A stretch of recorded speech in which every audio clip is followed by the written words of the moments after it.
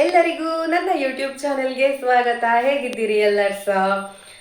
ಈಗ 7 ಗಂಟೆ ಹತ್ರ ಆಯಿತು, 7 ಗಂಟೆ ಆಯಿತು.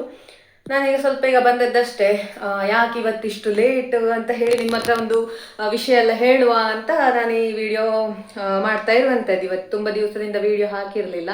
ಹಾಗೆ ಒಂದಷ್ಟು ಸ್ವಲ್ಪ ಸ್ವಲ್ಪ ಕ್ಲಿಪ್ಪಿಂಗ್ಸ್ ತೆಗೆದಿದ್ದೆ, ಆದರೆ ನನಗೆ ಎಡಿಟ್ ಮಾಡಲಿಕ್ಕೂ ನನಗೆ ಸಮಯ ಇರಲಿಲ್ಲ. ಅಂತ ಹೇಳೋದಕ್ಕಿಂತ ಒಂದು ತಾಳ್ಮೆ ಇರಲಿಲ್ಲ. ಯಾಕಂತ ಹೇಳಿದರೆ ನನ್ನ ತಾಳ್ಮೆಯನ್ನು ಕಿತ್ತುಕೊಂಡಂತಹ ಈ ಭಾಗದ ನೋವಿಗೆ ನಾನು ದೂರು ಹಾಕಲೇಬೇಕು. ವಿಷಯ ಎಂತ ಅಂತ ಹೇಳಿದರೆ, ನಾನು ಯಾವತ್ತಿನ ಹಾಗೆ ಆದಿತ್ಯವಾರ ಬಂದದ್ದಲ್ವಾ ಬೆಂಗಳೂರಿಗೆ.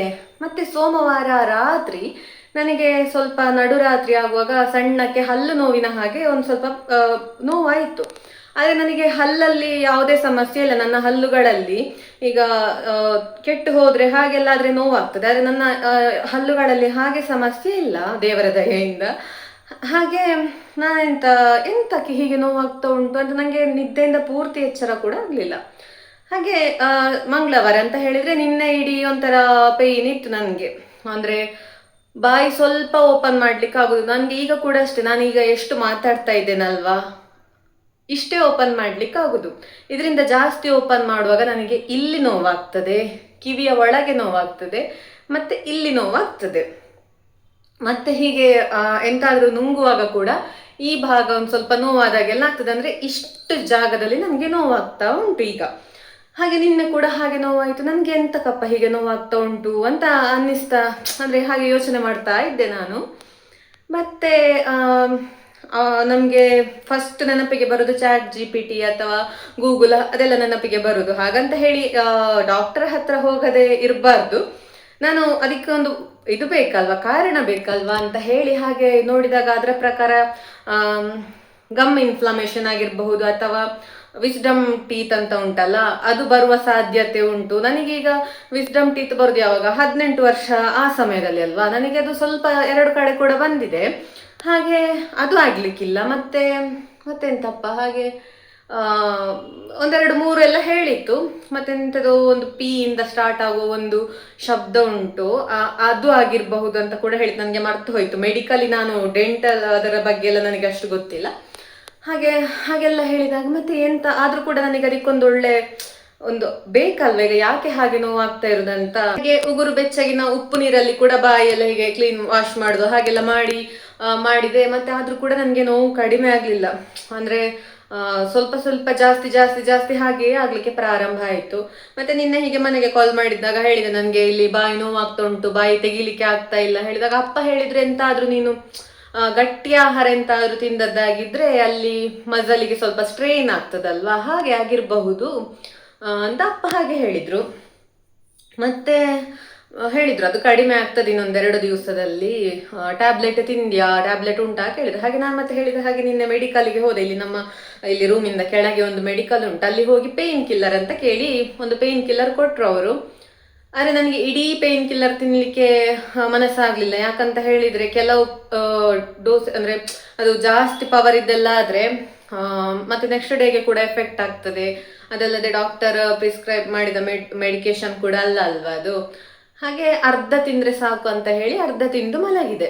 ಅರ್ಧ ತಿಂದ್ರು ಕೂಡ ನನಗೆ ಕಮ್ಮಿ ಆದದ್ದು ನನಗೆ ಗೊತ್ತಾಗ್ಲಿಲ್ಲ. ಆದ್ರೆ ರಾತ್ರಿ ಸುಮಾರು 2 ಗಂಟೆ ಆಗುವಾಗ ನೋವಿಗೆ ಎಚ್ಚರ ಆಯ್ತು. ಎಷ್ಟು ನೋವಂತ ಹೇಳಿದ್ರೆ ಇಲ್ಲೆಲ್ಲ ನೋವಾದ ಹಾಗೆ ಆಗುದು, ಕಿವಿಯ ಒಳಗೆಲ್ಲ ನೋವಾದ ಹಾಗೆ ಆಗುದು. ಮತ್ತೆ ಹೇಗೋ ನಿದ್ದೆ ಬಂತು. ಮತ್ತೆ ಅದಾದ ನಂತರ ಇವತ್ತು ಬೆಳಿಗ್ಗೆ ಕೂಡ ಅಷ್ಟೇ, ಬಾಯಿ ಇಷ್ಟೇ ಓಪನ್ ಆಗ್ತಾ ಉಂಟು. ಬಿಟ್ರೆ ದೊಡ್ಡಕ್ಕೆ ನನಗೆ ಊಟ ಮಾಡ್ಲಿಕ್ಕೆ 2 ದಿವಸದಿಂದ ತುಂಬಾ ಕಷ್ಟ ಆಗ್ತಾ ಉಂಟಾಯ್ತಾ. ಅಂದ್ರೆ ನಾವು ಊಟ ಮಾಡುವಾಗ ಇಷ್ಟು ಓಪನ್ ಮಾಡಿದ್ರೆ ಊಟ ನನ್ನ ಕೈ ಹೀಗೆ ಹೋಗ್ಬೇಕಲ್ಲ ಒಳಗೆ. ಅಂದ್ರೆ ಏನಾದ್ರು ಲಿಕ್ವಿಡ್ ಫುಡ್ ತಕೊಳ್ಬೇಕಾದ್ರೆ ನುಂಗ್ಲಿಕ್ಕೂ ಸ್ವಲ್ಪ ಕಷ್ಟ ಆಗ್ತಾ ಉಂಟು. ಹಾಗೆ ಎಂತ ಮಾಡಿದೆ, ಕೂತ್ಕೊಳ್ಳೋದು ಮತ್ತೆ ಇಷ್ಟು ಓಪನ್ ಮಾಡಿ ಮತ್ತೆ ಹೇಗೋ ಸ್ವಲ್ಪ ಮೇಲೆಲ್ಲ ಮಾಡಿ ತಿನ್ನೋದು ಆಯ್ತಾ.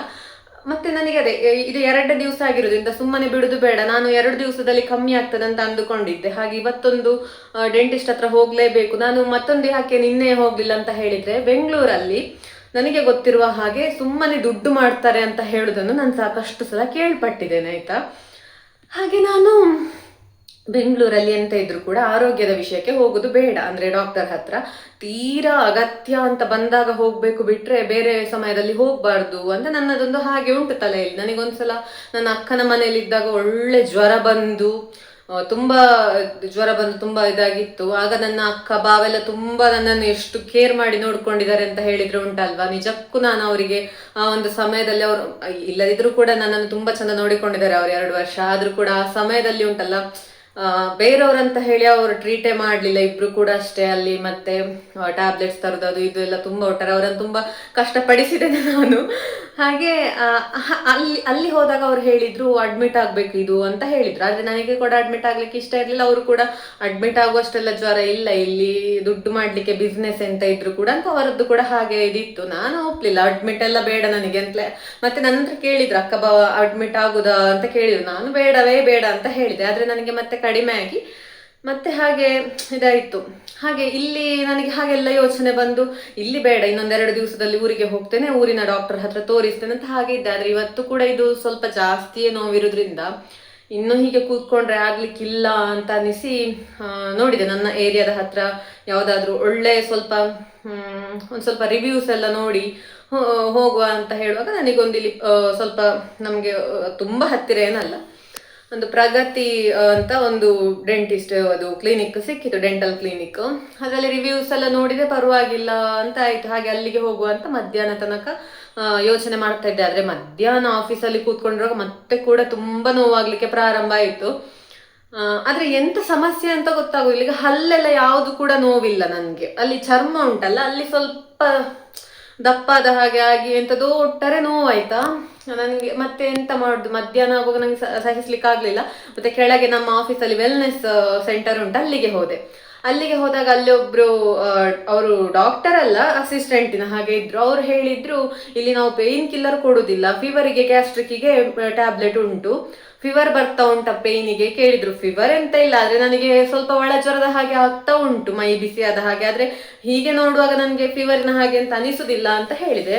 ಮತ್ತೆ ಅವ್ರು ಹೇಳಿದ್ರು ಕಾಂಬಿಫ್ಲಾಮ್ ಅಂತ ಒಂದು ಟ್ಯಾಬ್ಲೆಟ್ ಬರ್ತದೆ, ಅದನ್ನು ತೆಕ್ಕೊಳ್ಳಿ, ಅಲ್ಲಿ ನಿಮಗೆ ಅದು ತೆಕ್ಕೊಂಡ್ರೆ ಕಡಿಮೆ ಆಗ್ತದೆ. ಅದು ಯೂಶುವಲಿ ಕಡಿಮೆ ಆಗ್ತದೆ, ಆದ್ರೆ ನಾನು ಕೇಳಿದೆ ರೀಸನ್ ಅಂತ ಕೇಳಿದಾಗ ಅವರಲ್ಲಿ ಮಸಲಲ್ಲಿ ಎಂತಾದ್ರೂ ಇದಾದದಾಗಿರ್ಬಹುದು, ಪೇನ್ ಕಿಲ್ಲರ್ ತೆಕ್ಕೊಳ್ಳಿ ಅದು ಕಡಿಮೆ ಆಗ್ತದೆ, ಆದ್ರೆ ನಿಮಗೆ ಪೇನ್ ಸಹಿಸಿಕೊಳ್ಳಿಕ್ಕೆ ಆಗುದಿಲ್ಲ ಅಲ್ವಾ, ಅದಕ್ಕೋಸ್ಕರ ಆ ಟ್ಯಾಬ್ಲೆಟ್ ತೆಕ್ಕೊಂಡ್ರೆ ಒಳ್ಳೇದು ಅಂತ ಹೇಳಿದ್ರು. ಆ ಸಮಯಕ್ಕೆ ಟ್ಯಾಬ್ಲೆಟ್ಗೆ ನಾನು ಎಲ್ಲೆಲ್ಲಿಗೆ ಹೋಗ್ಲಿಕ್ಕೆ ಆಗ್ತದ, ಹೇಗೂ ಬೆಂಗಳೂರಲ್ಲಿ ಬ್ಲಿಂಕಿಟ್ ಅದೆಲ್ಲ ಇರ್ತದೆ, ಅಲ್ಲಿಂದ ಆರ್ಡರ್ ಮಾಡಿದೆ. ಹಾಗೆ ಆರ್ಡರ್ ಮಾಡಿದ ಕೂಡಲೇ ಟ್ಯಾಬ್ಲೆಟ್ ಆರ್ಡರ್ ಮಾಡಿದಾಗ ನಮಗೆ ಡಾಕ್ಟ್ರಿಂದ ಫೋನ್ ಬರ್ತದೆ ಬ್ಲಿಂಕಿಟ್ ಅವರ ಕಡೆಯಿಂದ. ಅವರು ಡಾಕ್ಟರ್ ಕೇಳಿದ್ರು ಎಷ್ಟು ಏಜ್ ಮತ್ತೆ ಎಂತಕ್ಕೆ ಟ್ಯಾಬ್ಲೆಟ್ ತಗೊಳ್ತಾ ಇರುವಂತದ್ದು, ಯಾವ್ದಾದ್ರು ಹೀಗೆ ಅದು ಇದೆಲ್ಲ ಅಲರ್ಜಿ ಉಂಟು ಅದೆಲ್ಲ ಕೇಳಿ ಮತ್ತೆ ಅವರ ಕಡೆಯಿಂದ ಅವರೊಂದು ಇದು ಕಳಿಸ್ತಾರೆ, ಪ್ರಿಸ್ಕ್ರಿಪ್ಷನ್ ಎಲ್ಲ ಕಳಿಸ್ತಾರೆ, ಮತ್ತೆ ಅಪ್ರೂವ್ ಮಾಡ್ತಾರೆ ಈ ಟ್ಯಾಬ್ಲೆಟ್ ಈ ಪರ್ಸನ್ಗೆ ಕೊಡ್ಲಿಕ್ಕೆ ಯೋಗ್ಯ ಉಂಟು ಅಂತ ಹೇಳಿ. ಏನು ಬೇಕಾಬಿಟ್ಟಿಯಾಗಿ ಅವರು ಕಳಿಸುದಿಲ್ಲ, ಅಲ್ಲಿಂದ ಡಾಕ್ಟರಿಂದ ಕೂಡ ಕಾಲ್ ಬಂದಿತ್ತು. ಹಾಗೆ ಆ ಟ್ಯಾಬ್ಲೆಟ್ ಅರ್ಧ ತೆಕ್ಕೊಂಡ್ರೆ ನಿನ್ನೆ ಹಾಗೆ ನನಗೆ ಕಡಿಮೆ ಆಗ್ಲಿಕ್ಕಿಲ್ಲ, ಆದ್ರೆ ಒಂದು ತೆಕ್ಕೊಂಡ್ರೆ ಆಫೀಸಲ್ಲಿ ಏನಾದ್ರೂ ಸಮಸ್ಯೆ ಆದ್ರೆ ತಲೆ ತಿರುಗುದು ಹಾಗೆಲ್ಲ ಆದ್ರೆ ಅಂತ ಹಾಗೆ ಕೂಡ ಯೋಚನೆ ಬಂತು. ಮತ್ತೆ ಎಂತ ಮಾಡಿದೆ, ಎಂತಾದ್ರೂ ಆಗ್ಲಿ ಈಗ ನನಗೆ ನೋವು ಕಡಿಮೆ ಆಗ್ಬೇಕು, ಸದ್ಯಕ್ಕೆ ತಿನ್ನು ಅಂತ ಹೇಳಿ ತಿಂದೆ. ತಿಂದಾಗಿ ಒಂದು ಅರ್ಧ ಗಂಟೆ ಆಗುವಾಗ ಆ ಒಂದು ನೋವೇ ಇಲ್ಲ ಆಯ್ತು. ಅಂದ್ರೆ ಪೂರ್ತಿ ಅಂತಲ್ಲ, ಪೂರ್ತಿ ನೋವು ಕಡಿಮೆ ಆಗ್ಲಿಲ್ಲ, ಅಲ್ಲಿ ಸ್ವಲ್ಪ ಬಾಯಿ ಓಪನ್ ಮಾಡುವಾಗ ಅಂದ್ರೆ ಸ್ವಲ್ಪ ದೊಡ್ಡಕ್ಕೆ ಓಪನ್ ಮಾಡ್ಲಿಕ್ಕೆ ಆಯ್ತು, ಮಾತ್ರ ಪೇನ್ ಆಗ್ತಾ ಇತ್ತು ಸ್ವಲ್ಪ. ಆದ್ರೆ ಸುಮ್ಮನೆ ಇರುವಾಗ ಕೂಡ ನೋವು ಹಾಗೆಲ್ಲ ಎಂತ ಆಗ್ಲಿಲ್ಲ. ಟ್ಯಾಬ್ಲೆಟ್ ಎಲ್ಲ ತಿಂದೆ ಅಲ್ವಾ, ಮಧ್ಯಾಹ್ನ ಮತ್ತೆ ಕಡಿಮೆ ಆಯ್ತು, ನನಗೆ ಕಡಿಮೆ ಆಯ್ತು. ಹಾಗೆ ನಾನು ನಮ್ಮ ಸೂಪರ್ವೈಸರ್ ಟೀಮ್ ಲೀಡ್ ಇದ್ದಾರಲ್ವಾ ನಮ್ಮದು, ಅವರು ಎಲ್ಲ ಕೋಡರ್ಸ್ ಹತ್ರ ಎಲ್ಲ ಹೀಗೆ ಮಾತಾಡಿಕೊಂಡು ಇರ್ತಾರೆ, ಒಂದೊಂದ್ಸಲ ಬರ್ತಾರೆ. ಹಾಗೆ ನನ್ನ ಹತ್ರ ಬಂದು ಎಂತದೋ ಮಾತಾಡುವಾಗ ಎಂತಾಗಿದೆ ನೀನೊಂಥರ ಇದ್ದಿ ಮುಖ ಎಂತದೋ ಹೇಳಿದ್ರೆ. ಆಗ ನಾನು ಹೇಳಿದಿಲ್ಲ ನನಗೆ ಸ್ವಲ್ಪ ಇಲ್ಲಿ ಇದು ವಿಸ್ಡಮ್ ಟೀತ್ ಹತ್ರ ಮಜಲ್ ಸ್ವಲ್ಪ ಪೇನ್ ಅಂತ ಹೇಳಿದೆ. ಹೌದಾ, ನನಗೆ ಸಹ ಹಾಗೆ ಆಗಿತ್ತು ಅವತ್ತೊಂದ್ಸಲ, ಅದು ನನ್ನದು ಹಲ್ಲು ಬರ್ಲಿಕ್ಕೆ ಸ್ವಲ್ಪ ಉಂಟು ಅಂತ ಹೇಳಿ ಹಾಗೆ ಪೇನ್ ಸ್ಟಾರ್ಟ್ ಆದದ್ದು. ಮತ್ತೆ ಅವರು ಅದನ್ನು ಎಕ್ಸ್ಟ್ರಾಕ್ಟ್ ಮಾಡಬೇಕು ಅಂತ ಹೇಳಿ ತೆಗೆಯುವ ಸಂದರ್ಭದಲ್ಲಿ ಅಲ್ಲಿದ್ದು ಬೋನ್ ಎಂತದ್ದು ಫ್ರಾಕ್ಚರ್ಗೆ ಕಟ್ ಆಗಿದ್ದ ಹಾಗೆ ಎಂತದ್ದು ಹೇಳಿದ್ರಾಯ್ತಾ, ಅಲ್ಲಿ ಹಾಗೆ ಆಗಿ ಮತ್ತೆ ಅದಕ್ಕೆ ಎಂತೆಲ್ಲ ಸುಮಾರು 2-3 ದಿವಸ ಕಂಟಿನ್ಯೂಸ್ ಆಗಿ ಹೋಗಿ ಎಷ್ಟೋ ಗಂಟೆಗಳ ಕಾಲ ಸರ್ಜರಿ ಎಲ್ಲ ಮಾಡಿಸಿ ಕೇವಲ ಒಂದು 5-6 ಸಾವಿರದಲ್ಲಿ ಆಗುವಂತ ಇದು ನನಗೆ 2 ಲಕ್ಷಕ್ಕೆ ಹತ್ರ ಖರ್ಚು ಮಾಡಿದ್ದೇನೆ ನಾನು ಆ ವಿಷಯಕ್ಕೆ. ಎಂತದ್ದು ಸ್ಟೀಲ್ ಇದ್ದೆಲ್ಲ ಹಾಕಿದಾರಂತೆ ಹಾಗೆಲ್ಲ ಹೇಳಿದ್ರೆ ಆಯ್ತಾ. ನನಗೆ ಅದನ್ನು ಕೇಳಿ ನಾನು ಹೋಗುದಿಲ್ಲ ಇವತ್ತು ಹಾಗಾದ್ರೆ ಡಾಕ್ಟರ್ ಹತ್ರ ಅಂತ ನನ್ನ ಮನಸ್ಸಲ್ಲಿ ನಾನು ನಿರ್ಧಾರ ಮಾಡಿದೆ. ಹಾಗೆ ಹೇಗೂ ಕಡಿಮೆ ಕೂಡ ಉಂಟಲ್ಲ ಅಂತ ಹೇಳಿ ಇವತ್ತು ಇನ್ನು ಎಂತಾದ್ರೂ ಕೂಡ ಇನ್ನು ನಾಳೆ ನಾಡಿದ್ದು ಊರಿಗೆ ಹೋದ ನಂತರ ಮತ್ತೆ ಅಲ್ಲಿಂದ ಮತ್ತೆ ಎಲ್ಲ ಪ್ರಾರಂಭ ಮಾಡು, ಇಲ್ಲಿಗೆ ಇನ್ನು ಹೋಗುದಿಲ್ಲ ನಾನಂತ ನನ್ನ ತಲೆಯಲ್ಲಿ ಹಾಗೆ ಇತ್ತು. ಆದ್ರೆ ಸಂಜೆ ಕ್ಯಾಬ್ ಅಲ್ಲಿ ಬರುವಾಗ ಮತ್ತೆ ಪ್ರಾರಂಭ ಆಯ್ತು ಇದ್ರದ್ದು, ಒಂಥರ ಜುಮ್ ಜುಮ್ ಜುಮ್ ಆಗ್ಲಿಕ್ಕೆ ಪ್ರಾರಂಭ ಆಯ್ತು. ಯಾಕೆ ಎಂತ ಅಂತ ಮತ್ತೆ ಎರಡನೇ ಯೋಚನೆ ಮಾಡ್ಲಿಕ್ಕಿಲ್ಲ, ಹೋಗುದೆ ಸೀದಾ ಅಲ್ಲಿ ಕ್ಯಾಬ್ ಇಳಿದು ಸ್ವಲ್ಪ ನಡೆದುಕೊಂಡು ಹೋಗ್ಲಿಕ್ಕೆ ಉಂಟು, ಅಲ್ಲಿ ಹೋಗಿ ತೋರಿಸುವ ಅಂತ ಹೇಳಿ ಮತ್ತೆ ಹೋದಾಗ ರಶ್ ಕೂಡ ಇರಲಿಲ್ಲ. 2-3 ಡಾಕ್ಟರ್ಸ್ ಇದ್ರು ಅಲ್ಲಿ. ಅದು ಕ್ಲಿನಿಕ್ ಕೂಡ ಅಷ್ಟೇ ಸುವ್ಯವಸ್ಥಿತವಾಗಿತ್ತು, ರಿವ್ಯೂಸ್ ಎಲ್ಲ ತುಂಬಾ ಒಳ್ಳೇದಿತ್ತು. ಹಾಗಾಗಿ ಅಲ್ಲಿ ಹೋಗಿ ಹಾಗೆ ನಾನು ಇಲ್ಲಿ ಮನೆಗೆ ಬರುವ ರೋಡಲ್ಲಿ ಮನೆಯಲ್ಲಿ ಒಬ್ರು ಕ್ಲಿನಿಕ್ ಇಟ್ಟವ್ರು ಇದ್ದಾರೆ. ಆದ್ರೆ ಸುಮ್ಮನೆ ಮನೆಗೆಲ್ಲ ಹೋಗುದು ನನಗೆ ಸರಿ ಅಂತ ಅನ್ನಿಸ್ಲಿಲ್ಲ, ಗುರ್ತವೇ ಇಲ್ಲಲ್ಲ, ಯಾರು ಪರಿಚಯವೇ ಇಲ್ಲಲ್ಲ. ಹಾಗೆ ಅಲ್ಲಿ ಹೋಗಿ ಇವರ ಹತ್ರ ನಾನು ಹೀಗೀಗೆಲ್ಲ ವಿವರಿಸಿದೆ, ಎಂತೆಲ್ಲ ಆಗ್ತಾ ಉಂಟು, ಹೇಗೆಲ್ಲ ಉಂಟು ಎಲ್ಲ ಹೇಳಿ ಆದ ನಂತರ ಅವರು ಹೇಳಿದ್ರು, ಬಾಯಿ ತುಂಬಾ ಎಷ್ಟು ಓಪನ್ ಆಗ್ತದೆ ಅಷ್ಟು ಮಾಡಿ ನಾನು ಚೆಕ್ ಮಾಡ್ತೇನೆ ಅಂತೆಲ್ಲ ನೋಡಿ ಹೇಳಿದ್ರು, ನಿಮಗೆ ಹಲ್ಲು ಬರ್ತಾ ಉಂಟು ಅಂತ. ನನಗೆ ಹಲ್ಲು ಅವತ್ತೇ ಬಂದಿದೆ, ಇನ್ನೊಂದು ಹಲ್ಲು ಎಂತಪ್ಪ ಇದು ಅಂತ ನನಗೆ ಹಾಗೆ ನಾನು ಹೇಳಿದೆ, ಆಲ್ರೆಡಿ ಬಂದಿದೆ ಅಲ್ಲ ಅಂತ. ಅದಕ್ಕೆ ಅವ್ರು ಹೇಳಿದ್ರು, ಅದು ಅರ್ಧ ಮಾತ್ರ ಬಂದದ್ದು, ಇನ್ನರ್ಧ ಒಳಗೆ ಉಂಟು, ಅದು ಈಗ ಪ್ರೆಷರ್ ಹಾಕ್ತಾ ಉಂಟು ಒಳಗಿಂದ, ಆದ್ರೆ ಹೊರಗೆ ಬರ್ಲಿಕ್ಕೆ ನಿಮ್ಗೆ ಚರ್ಮ ಅಡ್ಡ ಉಂಟು, ಅಂದ್ರೆ ಹಲ್ಲು ಮೇಲೆ ಬರ್ಲಿಕ್ಕೆ ಚರ್ಮ ಅದರ ಮೇಲೆ ಸ್ವಲ್ಪ ಕವರ್ ಆಗಿದೆ, ಹಾಗಾಗಿ ಅಲ್ಲಿಂದ ಅದು ಪ್ರೆಷರ್ ಹಾಕ್ತಾ ಇರುವ ಕಾರಣ ನಿಮಗೆ ಇಲ್ಲಿಗ ಪೇನ್ ಸ್ಟಾರ್ಟ್ ಆದದ್ದು. ಅದಕ್ಕೆ ಈಗ ಒಂದು ಎಕ್ಸ್ರೇ ಆಗ್ಬೇಕು, ಒಂದು ಎಕ್ಸ್ರೇ ಮಾಡಿಸ್ಬೇಕು, ಎಕ್ಸ್ರೇ ಮಾಡಿಸಿ ಅದನ್ನು ತೆಗಿಸ್ಬೇಕಷ್ಟೇ ಆ ಹಲ್ಲನ್ನು, ಹಾಗೆಲ್ಲ ಹೇಳಲಿಕ್ಕೆ ಪ್ರಾರಂಭ ಮಾಡಿದ್ರು. ಇದು ಎಕ್ಸ್ರೇ ಅದಿದೆಲ್ಲ ನನ್ನಿಂದ ಅದಕ್ಕೆಲ್ಲ ಇದು ಮಾಡ್ಲಿಕ್ಕೆ ಆಗ್ಲಿಕ್ಕಿಲ್ಲ, ಯಾಕಂತ ಹೇಳಿದ್ರೆ ನಂಬ್ಲಿಕ್ಕೆ ಆಗೋದಿಲ್ಲ, ನಿಜಕ್ಕೂ ಬೇಕಾ ಬೇಡ ನನಗೆ ಗೊತ್ತಿಲ್ಲ ಆಯ್ತಾ. ಅವ್ರು ಹೇಳಿದ್ರು ದೊಡ್ಡ ಎಕ್ಸ್ರೇ 2 ಹಲ್ಲಿದ್ದು ಕೂಡ ಬೇಕು ಅಂತೆಲ್ಲ ಹೇಳ್ತಾ ಇದ್ದಾರೆ. ನಾನು ಹೇಳಿದೆ, ಸದ್ಯಕ್ಕೆ ನನಗೆ ಒಂದು ಪೇನ್ ಕಿಲ್ಲರ್ ಕೊಡಿ, ಅಥವಾ ಇದಕ್ಕೊಂದೆಂತಾದ್ರೂ ಮಾಡಿಸಿ, ನಾನು ಆ ಕೋರ್ಸ್ ಕಂಪ್ಲೀಟ್ ಆದ ಕೂಡಲೇ ಬರ್ತೇನೆ ಅಂತ ಹೇಳಿದೆ. ಅದಕ್ಕೆ ಅವರು, ಹೌದಾ ಅದೇ ನಮ್ಮಲ್ಲೇ ಉಂಟು ಎಕ್ಸ್ರೇ ಎಲ್ಲ ನಾವು ಮಾಡ್ತೇವೆ, ಬೇಕಿದ್ರೆ ಮಾಡಿಸುವ ಅಂತ ಹೇಳಿದ್ರು. ನಾನು ಹೇಳಿದೆ, ಈಗ ಸದ್ಯಕ್ಕೆ ಪೇನ್ ಉಂಟಲ್ಲ ಅದೊಂದು ಕಡಿಮೆ ಆಗ್ಲಿ, ನಾನು ನೆಕ್ಸ್ಟ್ ಬರ್ತೇನೆ ಅಂತ ಹೇಳಿದೆ. ಹಾಗೆ ಅವರು, ಸರಿ ಹಾಗಿದ್ರೆ ನಾನು ನಿಮಗೆ ಟ್ಯಾಬ್ಲೆಟ್ ಕೊಡ್ತೇನೆ ಅಂತ ಹೇಳಿ ಒಂದು ಆಂಟಿಬಯೋಟಿಕ್ ಮತ್ತೊಂದು ಪೇನ್ ಕಿಲ್ಲರ್ ಅನ್ನೀಗ ಕೊಟ್ಟಿದ್ದಾರೆ 5 ದಿವಸಕ್ಕೆ ಅಂತ.